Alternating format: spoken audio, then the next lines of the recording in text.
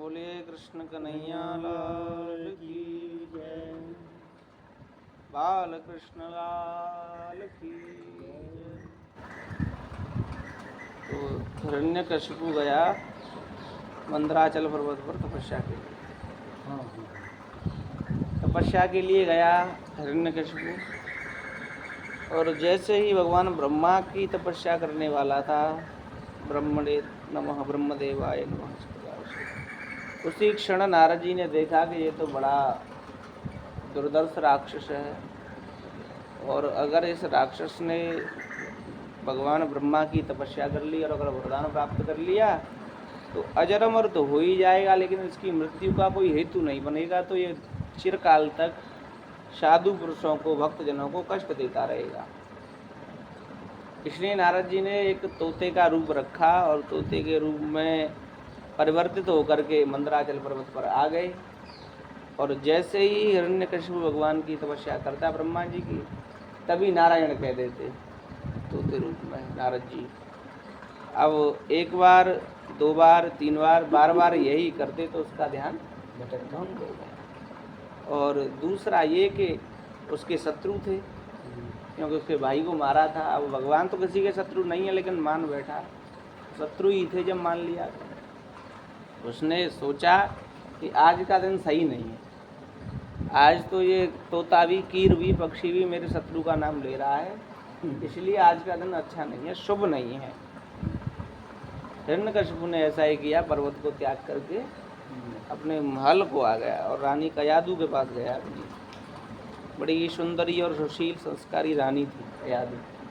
कयादु के पास गया और बोला, देवी आज मैं तपस्या के लिए गया, लेकिन मेरा मन स्थिर नहीं हो पाया। और रानी ने पूछा, स्वामी ऐसी क्या बात हो गई कि आप तो बड़े ही जानकार हैं, नीति शास्त्रों के हैं तो असुर, लेकिन जानकार तो है ही, फिर आपका मन क्यों नहीं स्थिर हो पाया? फिर आप तपस्या करने गए ही क्यों? हिरण्यकशिपु बोला, देवी एक तोता था और वो आता, जब भी मैं तपस्या करने के लिए लगता तभी वो नारायण का नाम ले लेता। अब मैं कैसे, मेरा मन जिसके लिए, जिससे बदला लेने के लिए, प्रतिकार प्रतिशोध लेने के लिए मैं तपस्या करने जा रहा हूँ, अगर कोई उसी का नाम ले तो मुझे कैसे शांति मिल सकती है? तो रानी समझ गई कि भगवान की विधाता की कोई न कोई इसमें इच्छा है, कोई न कोई ऐसी विचित्र घटना छुपी है कि जिससे भगवान अपना कार्य कुछ करवाना चाहते हैं मेरे द्वारा। रानी ने कहा, क्या कहा था तोते ने? अब बार बार वो कहलवाती। हिरण्यकशिपु बोलता कि कुछ नहीं कहा था, मेरे शत्रु का नाम लिया था। बोले, कुछ तो लिया होगा, नाम क्या था? तो अब रानी के मोह तो क्या है, पत्नी पर सहज प्रेम होता है पति का। तो रानी बोलती, क्या नाम लिया था? नाम नहीं आता आपको? तो वो चिल्ला करके गुस्से में कहता, नारायण कहा था। अब ऐसे ही बार बार उससे 1 से 8 बार जो है नारायण नाम कहलवाया। जब 1 से 8 बार नारायण नाम कहलवाया तो भगवान के जप का, तप का प्रभाव तो पड़ता है प्रत्येक व्यक्ति पर। उसका अंतःकरण शुद्ध हो गया और उसी रात्रि में उसने रानी से समागम किया। और समागम के होने से रानी गर्भवती रह गई। और गर्भवती रहने से क्या हुआ कि जो भगवान का नाम उसने लिया था, उसके फलस्वरूप भगवान के, नारायण के भक्त शिरोमणि प्रहलाद का गर्भाधान हो गया। प्रहलाद 12 भक्तों में महाभागवत भक्त हैं और भगवान के परम भक्त हैं, तो उनका गर्भाधान हो गया। और फिर दूसरे दिन ही वो तपस्या के लिए चला गया। जैसे ही तपस्या के लिए गया मंदराचल पर्वत पर, अब तो कोई अड़चन भी नहीं है, रुकावट भी नहीं है। गया तपस्या के लिए, ओम ब्रह्मदेवाय नमः ब्रह्मणे नमः, इस प्रकार से ब्रह्मा जी की तपस्या करने लगा। बहुत चिरकाल हो गया, बहुत समय व्यतीत हो गया। ब्रह्मा जी प्रकट हुए, क्योंकि देवताओं का ये धर्म है कि अगर कोई कर्म फल कर रहा है तो उसको वरदान देने के लिए उनको आना पड़ता है। हिरण्यकशिपु को वरदान देने के लिए भगवान ब्रह्मा आए। भगवान ब्रह्मा आए और भगवान ब्रह्मा ने कहा, पुत्र नेत्र खोलो और वरदान मांगो, क्या चाहते हैं? हिरण्यकशिपु ने कहा, विधाता ब्रह्मा जी, मैं चाहता गया हूँ, मुझे तो आप अमरता का वरदान दीजिए, मैं अमर होना चाहता हूँ। ब्रह्मा जी ने ये कहा, भाई मैं खुद ही अमर नहीं हूँ तो उनको क्या अमर करूँगा? तो इस प्रकार से कह करके जब नहीं माना तो उसने एक इनडायरेक्टली एक तरीके से अपनी बुद्धि लगा करके वरदान मांगा कि मुझे ये वर दीजिए, रात्रि में न मरूं, दिन में न मरूं, शाम को न मरूं, संध्या को नहीं। ये इस प्रकार से न मास में न माघ में उसने एक प्रकार से अमरता का वरदान प्राप्त कर लिया, न ऊपर न नीचे। आ गया वरदान लेकर के, वरदान लेकर के आ गया। और जैसे आ ही रहा था, देवराज इंद्र को पता चल गया कि कयादू गर्भवती है। देवराज इंद्र तो दैत्यों के शत्रु हैं। उन्होंने कहा कि अगर ये हिरण्यकशिपु इतना बलवान है, अगर इनके कोई पुत्र होगा तो वो कितना बलवान होगा, और इससे तो मुझे बहुत खतरा है। देवराज आए और कयादू को ले जाने लगे, और कयादू को अपने विमान में बैठाया और ले जा रहे थे आकाश मार्ग से। तभी नारद जी आ गए। नारद जी ने कहा शूप हाड़ लेवाज छठ, इस प्रकार से जैसे गोस्वामी ने ये कहा कि जैसे इंद्र बड़ा स्वार्थी है, सुगम नत्वा वदन सर्वे। तो देवराज इंद्र को नारद जी ने पकड़ लिया। बोले क्या कर रहे हो? कहा कि मैं अपनी शत्रु की पत्नी को ले जा रहा हूँ, इसको हनन करूँगा, इसका वध करूँगा, जिससे मेरे शत्रु के पुत्र ना हो।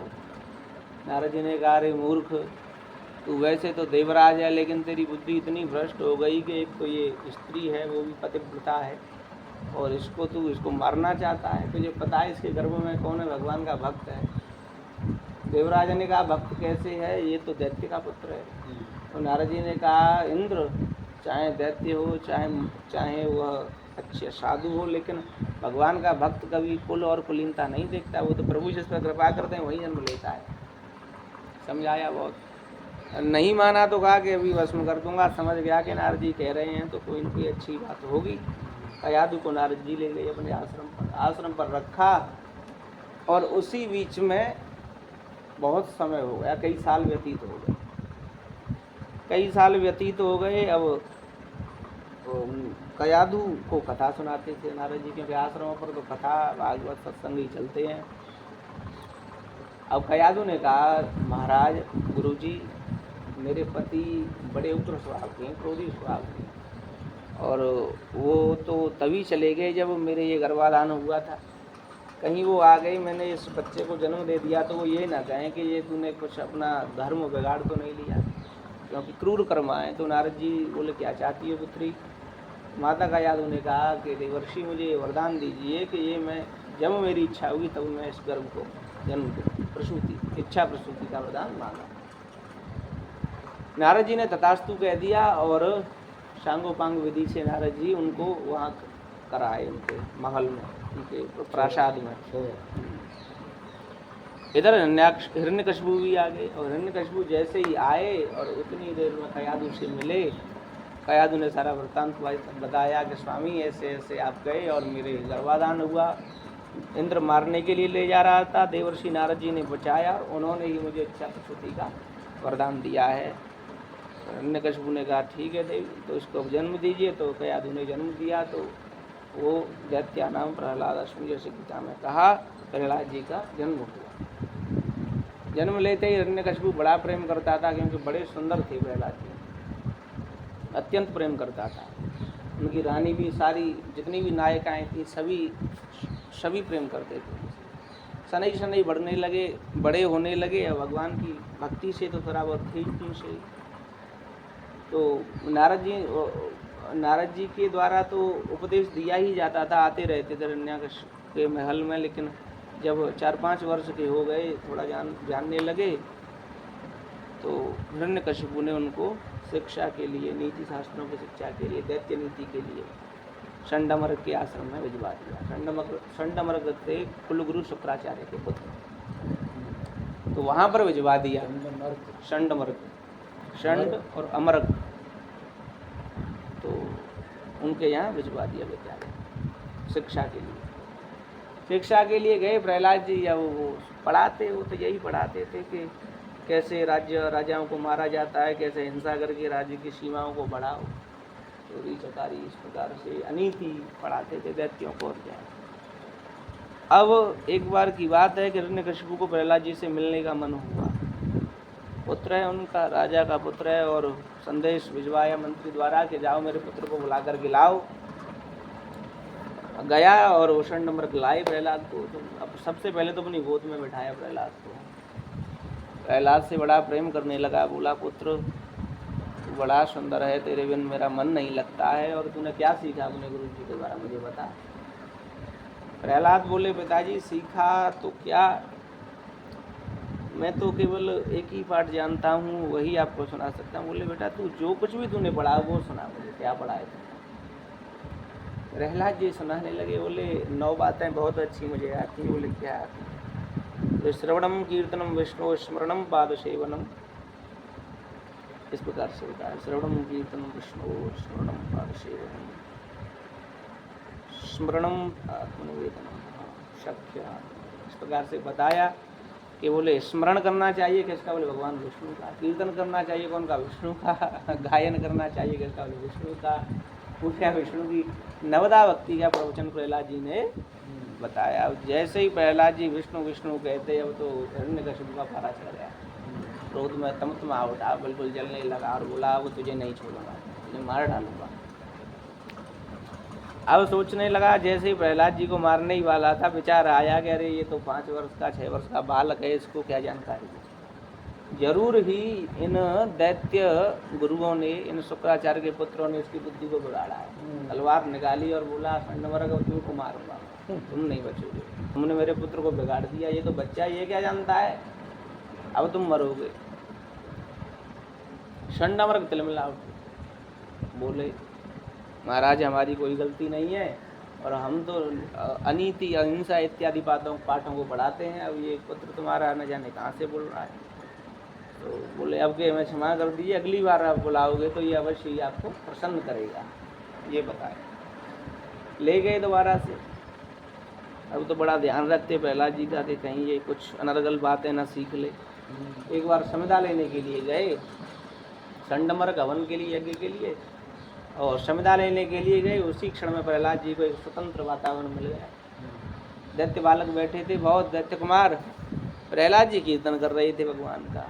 तो दैत्य बालकों ने कहा प्रहलाद किसका कीर्तन कर रहे हैं। बोले भगवान का कीर्तन कर रहा हूँ, जो सबके स्वामी सबके जन्मदाता है उनका नाम ले रहा हूँ। तो बोले हमारे सबके जन्मदाता तो हिरण्यकशिपु हैं, वही सबके भगवान है, हमारे कौन से भगवान है। बोले अरे बालको, दैत्य मित्रों, मेरे पिता के भी जो पिता हैं, जो सबके पिता हैं, वो नारायण है, मैं उन्हीं का भजन कर रहा हूँ, उन्हीं का भजन कर रहा हूँ। तो इस प्रकार से बोला। तो दैत्य बालकों ने कहा वास्तव में ये सत्य बात है कि तुम्हारे पिता के भी कोई पिता है। परमेश्वर है। हाँ। बोले वो नारायण है, वो दैत्य देवता सभी के नायक है, सभी के गुरु हैं भगवान। जब इस प्रकार से कहा तो दैत्य बालकों ने जानने की इच्छा की, बोला बताओ मुझे कौन है, हमें भी उनके यश का गान कराओ। प्रहलाद जी उनको भी नवदा भक्ति इत्यादि पाठों को बताने लगे। बोले उन्हीं का स्मरण करना चाहिए, उन्हीं का श्रोतव्य कीर्तितव्य, उन्हीं की कीर्ति गानी चाहिए, उन्हीं का भजन करना चाहिए, क्योंकि जीव को परम शांति उनके चरणों में जाकर के मिलती है, नहीं तो भटकता ही रहता है संसार में। इस प्रकार से जब प्रहलाद जी ने बताया तो दैत्य बालकों को भी कहीं न कहीं विश्वास हो गया और सभी गाने लगे। श्री कृष्ण गोविंद हरे मुरारी नाथे नामाने मोर बदंती, सभी गाने लगे, प्रसन्न होने लगे, भगवान की भक्ति में गा करके नाचने लगे, रीझने लगे। संडमरग आ गए। संडमरग ने जैसे ही देखा, मैंने ये तो पूरा खेल ही बिगड़ गया, अब हमें दैत्यराज नहीं छोड़ेंगे। अब पकड़ के बोले इससे पहले वो बुलाए, उससे पहले ही चलो नहीं तो मारेगा। लेकर के आए प्रहलाद जी को और बोले महाराज संभालो अपने पुत्र को, ये नहीं जीने देगा, ये पहले तो यही था, ये तो सभी बालकों को अब और शिक्षा दे रहा है। जैसे कोरोना किसी एक को हो जाए तो वो फैलता जाता है संक्रमण छूने से ही। तो इस प्रकार से बोले कि महाराज अब हम पर इसकी कोई औषधि नहीं। तो हिरण्यकशिपु बोला तुम्हारी न कोई इसमें कमी है, तुमने बिगाड़ा है, तुमने सिखाया है। तो बोले नमत प्रणीतम न परत प्रणीतम, न हमने सिखाया है न किसी और ने सिखाया है, तो सिखाया ही आया है, ये तो पढ़ाया ही आया गर्भ से माता के। हिरण्यकशिपु चुप करना पड़ गया। बोले कैसे। बोले नारद जी का यहाँ रहा था, वहीं से कोई न कोई इसमें भक्ति का बीज अंकुरित हो गया। बड़ा कष्ट हुआ हिरण्यकशिपु को, ये तो बुरा हुआ, मेरा पुत्र है। विचार किया बहुत और बोला पुत्र इस हट को त्याग दो, विष्णु तुम्हारा शत्रु है, तुम्हारे ताऊ को मारा था विष्णु ने, इसलिए उसका गायन मत करो। बहुत समझाया, बहुत नहीं माना प्रहलाद जी। बोले पिताजी आपको भी उनका भजन करना चाहिए, नहीं माने तो समझ गया कि अब जैसे शरीर में कोई रोग हो जाए और कोई एक अंग काटने से पूरा शरीर बच रहा हो तो ऐसा करने में कोई भी हानि नहीं है, ये युक्ति है प्राण बचाने की। ऐसे ही हिरण्यकशिपु ने सोचा कि है तो मेरा आत्मना वही जायते थी पुत्र, मेरा पुत्र है, आत्मा से जन्म लिया है, लेकिन इसको मारने से पूरा राज्य बच जाएगा, पूरे बालक बच जाएंगे, तो इसको मारने में भी कोई हानि नहीं है। उसने ये निश्चय किया है, लेकिन मन में ये विचार आया कि मेरे द्वारा ही उत्पन्न है, मेरा पुत्र, इसको मारूं कैसे? बोला मैं नहीं मारूंगा, अपने असुरों द्वारा या युक्तियों द्वारा मरवाऊंगा। जेल कारागृह में, बंदी गृह में डाल दिए प्रहलाद जी, बंदी गृह में डाल दिए। विषैले सर्प छोड़े गए डसने के लिए। सर्प भी वहाँ कहाँ डसने वाले थे, वो तो वहाँ ही विलुप्त हो गए, क्योंकि भगवान जिसके रक्षक है उसको कौन भला मार सकता है। तो समझ गया कि विष्णु बचा रहा है, तो कयादू को फोर्सफुली इसने क्या किया कि जबरदस्ती कयादू से कहा कि तुम विष लेकर के जाओ और खाने में विष अपने पुत्र को खिलाओ। कयादू बोली स्वामी मैं अपने पुत्र को, मुझे आप क्यों पुत्र घातनी बन, माता तो कुमाता कभी नहीं होती। बोले जाओ नहीं तो तुम्हें मार डालूंगा। कयादू बेचारी गई लेकर के विष को रोती रोती, और प्रहलाद जी बोले माता जी आप क्यों रो रही हैं? बोले बेटा बस कुछ पूछ मत, मैं अब मेरा भाग्य ही इतना दुर्भाग्य है कि भगवान ने तुझे जैसा पुत्र तो दिया, लेकिन कभी भी ये शांति नहीं दी कि सदैव तेरे प्राणों की चिंता रही मुझे। कह ही रही थी, इतनी देर में प्रहलाद जी ने टूक खा लिया उसमें से, और माता को बड़ा पीड़ा हुई, करे क्या किया। अब तो सारे भोजन को खा गए, और जैसे किसी बलवान और पुष्टिवर्धक किसी भोजन को करने से बल आता हो जाता हो, ऐसा ललाट चमकने लगा। अब तो असुर सैनिक देख रहे थे, वो जाकर के बताने लगे दैत्यराज को कि महाराज उसने तो विष भी खा लिया, विष खा करके उस पर तो ऐसा तेज आ रहा है जैसे कोई औषधि खा ली, ये क्या हो रहा है। वो समझ गया कि कोई ना कोई देवताओं की चाल। हाथियों से कुचलवाया, लेकिन हाथी भी उनके पैर भी नहीं छू पाते, पुष्प बन जाते पहले से। और कभी जा कर के क्या किया, बड़ी बड़ी कढ़ाइयों में, गर्म कढ़ाइयों में गिरवाया, लेकिन कुछ भी नहीं बिगड़ा। फिर उसके पास उसका एक जमाई आया, उसकी बहन का पति विप्रचित्ति। वो बोला महाराज मुझको वरदान है कि जल की मैं अनंत गहराइयों में जा सकता हूँ, लेकिन मेरा कुछ भी बाल बाता नहीं, ये वरुणदेव का ब्रह्मा जी का मुझे वरदान है, और मैं इसको ले जाऊंगा, मैं तो ऊपर आ जाऊंगा, ये मर जाएगा। आ गया, ले गया प्रहलाद जी को। प्रहलाद जी उसके साथ गए नीचे, अब उसको तो मछली वगैरह खा गई, विप्रचित्ति को प्रहलाद जी ऊपर किनारे पर नारायण नारायण जप रहे थे। बढ़िया, भगवान की माया विचित्र होने लगी। अब तो इसका हिरण्यकशिपु का और भी क्रोध पारा चढ़ गया कि ये तो मेरे जमाई को भी खा गया। इसकी बहन थी एक होलिका, वो आई, वो बोली भैया मेरे पति को तो मरवा ही डाला तुमने और इस दोनों ने, अब मुझे भी एक मौका दीजिए, अवसर दीजिए, मैं भी इसको मारूंगी। होलिका आई, होलिका ने आकर के कहा कि मुझे ब्रह्मा जी द्वारा शीत वस्त्र मिला है और उसको मैं उड़ लेती हूँ, कभी मुझे नहीं जलाती है। तो कहा भैया एक अच्छा सा चिता जलवाओ, उस पर मैं बैठूंगी और इसको लेकर के ये जल जाएगा, मैं बच जाऊँगा। ऐसा ही किया, लकड़ियों का एक अंबार ढेर सा लगा दिया, उस पर प्रहलाद जी को लेकर के ये गोदी में बैठी। अब अग्नि जलाई गई और भगवान की ऐसी विचित्र माया हुई कि एक वायु का ऐसा झोंका आया, प्रहलाद जी को ढक दिया उसने और वो जल गई उसकी चादर में, अब वो जल करके मर गई। तो बड़ा आनंद हुआ, प्रहलाद जी जप रहे हैं नारायण नारायण। अब तो हिरण्यकशिपु को और भी कष्ट हुआ। कष्ट क्या, बहुत क्रोध आया कि इसने तो जमाई भी मार डाला, बहन भी मर गई, सब कुछ कर लिया, लेकिन यही नहीं मरा। जब इतनी पीड़ा होने लगी तो बोला अब मैं अपने हाथों से मारूंगा इसे, अब मुझे किसी पर विश्वास ही नहीं है, मैं खुद मारूंगा। और जा करके एक लोहे का जो खम्मा था उसको गर्म करवाया, कर्म करवा करके बोला प्रहलाद तू कहता है कि मेरा भगवान, तेरा भगवान सब में है, कण कण में है, तो इस खम्भे में भी होगा? बोले हाँ पिताजी है। तो बोला जा इससे आलिंगन कर ले। प्रहलाद जी ने देखा उस पर तो चींटी चल रही थी गर्म खम्भे पर, तो देख के बोली, अपने मन में विचार करने लगे कि क्या भगवान की विचित्र माया है कि लोग गर्म लोहे की खम्भे पर चींटी जीवित हैं, तो बोला मेरा क्या बोलेगा। आलिंगन कर लिया और वो शीतल हो गया खम्भा। अब तो और भी क्रोध में भर गया कि इसको ये तो मरता ही नहीं। अपनी गदा उठाई, गदा से प्रहार करने ही वाला था, इतनी देर में तो भगवान नरसिंह खम्भे को फाड़ करके और निकल आए। आवेशा बता रहे हैं ये भगवान नारायण। भगवान नृसिंह आए और ध्वनि होने लगी, पूरा ब्रह्मांड गर्जने लगा, देवराजेंद्र इत्यादि पुष्पों की वर्षा करने लगे और भगवान युद्ध करने लगे इससे। और ये भी बड़ी वेग से दौड़ा भगवान से युद्ध करने के लिए, दौड़ा, दोनों युद्ध करने लगे। अब भगवान इतनी देर कहाँ करते थे, क्योंकि एक तो इस पर बहुत क्रोधित थे, दूसरा प्रहलाद भक्त था, इसने बड़ा कष्ट दिया था। भगवान ने इसको देहली पर ले जा करके अपनी गोदी में रख लिया और इसकी अंकड़ियों को फाड़ डाला। और उससे पहले इससे कहा है कि बता तू कहाँ है, ऊपर नहीं है ना नीचे है, बोले न तू किसी मास में, अधिक मास में, तेरे लिए सारी युक्तियाँ ढूंढी मैंने, और न तू किसी ब्रह्मा की द्वारा सृष्टि में, मैं तो अपने द्वारा ही निर्भर। तू बता ब्रह्मा की सृष्टि में ऐसा कौन है जो ऊपर केयरी हो नीचे मनुष्य हो। समझा दिया सब कुछ और इसको फाड़ दिया, मार दिया और अपने गले में लपेट करके और निनाद करने लगे। सारी सृष्टियाँ ब्रह्मांड भगवान के क्रोध से जलने लगे। अब तो देवताओं में मंत्रणा होने लगी कि जाओ भगवान को शांत करो, नहीं तो ये सारी सृष्टि जल जाएगी, सारा ब्रह्मांड नष्ट हो जाएगा। अब कोई आगे नहीं आता, तो महादेव को भेजा, ब्रह्मा को भेजा और सभी डर करके भाग जाते। माता लक्ष्मी के पास गए कि आपके तो प्राण प्रियतम है, आप ही जाओ। लक्ष्मी जैसे ही गई, देख करके जैसे एक दहाड़ मारी, लक्ष्मी जी भाग गई। अब सभी ने मंत्रणा की कि ये भगवान भक्त वत्सल हैं, तो प्रहलाद को ही सबसे पहले गई, प्रहलाद ही ने शांत करेगा। प्रहलाद जैसे ही गया, सारा क्रोध दूर हो गया और प्रहलाद को चाटने लगे अपनी जीभ से। बोले पुत्र, कहीं तेरे कोई चोट तो नहीं आई, इस दुष्ट ने तुझे बड़ा कष्ट दिया, इस आतताई राक्षस ने तुझे पहाड़ों से गिरवाया, तुझे जैसे कोमल शिशु नन्हे कुमार को बड़े कष्ट दिए, तुझको नदियों में इसने डुबाया, अग्नि में जलवाया, कढ़ाइयों में डाला। पुत्र तेरे कहीं मुझे देर विलम्ब तो नहीं हुआ तेरी रक्षा के लिए, कहीं तुझे कोई कष्ट तो नहीं हुआ।